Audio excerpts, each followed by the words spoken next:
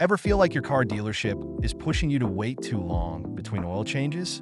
Well, you're not alone. In this video, we're going to explain why those recommendations for oil change intervals of 10,000 to 20,000 miles might be doing more harm than good. Many dealerships and manufacturers suggest these extended intervals to make cars seem more convenient to maintain. But the truth is, it can lead to serious engine wear and tear.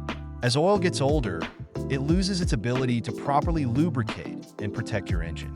That means, over time, metal parts start grinding together, causing excessive wear. This can lead to expensive repairs down the road. If you're driving in real-world conditions, like stop-and-go traffic, extreme temperatures, or frequent short trips, waiting 10,000 or more miles to change your oil is just too long. That's why we recommend changing your oil every 5,000 to 7,000 miles. It's a simple way to protect your engine and avoid those big repair bills. So, don't fall for the hype.